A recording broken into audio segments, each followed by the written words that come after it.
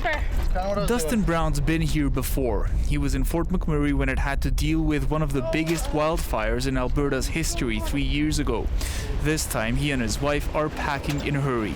Even though they say, yeah, you're not on mass evacuation right now, but be ready. There's no risk taking here. They said that last time too, and look what happened in Fort Mac. I wasn't going to risk it, not with the kids, the wife, the dog. The nearly 90 residents of Marlborough were forced from their homes last night.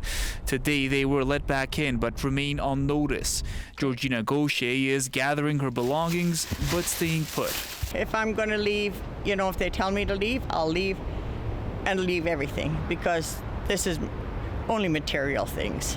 Yeah.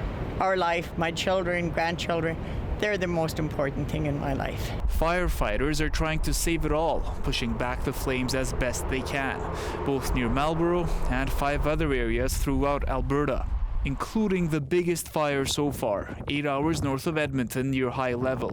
It's been evacuated after a day residents there were put on alert, an example, officials say, of how fast things can change. It's been hot and dry for quite some time now in northern Alberta, and strong winds like this are going to make fires that spread very rapidly. Back in Marlborough, no need to tell the Browns twice.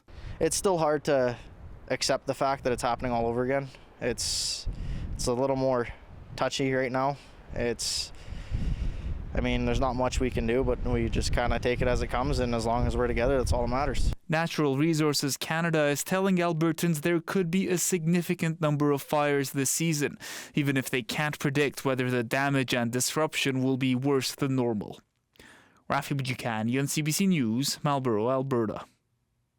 So Rafi mentioned fire experts warning about the unpredictability when it comes to wildfires. Let's bring in our meteorologist, Brett Soderholm. And Brett, it sounds like there are basically 3 factors forecasters are looking at when it comes to predicting the fire season. You're quite right. The first one, and rather intuitively, has to do with precipitation and what's called a precipitation anomaly. So in the case of Alberta, for example, over the past 3 weeks, there's been an anomaly, meaning a deficit of about close to 50 millimeters in some parts of the province, making it very dry. Then forecasters are looking at how much rain is going to be expected into the future, and similarly, using Alberta as an example, there isn't as much as normal, so this leads to a relatively dangerous situation in terms of wildfires.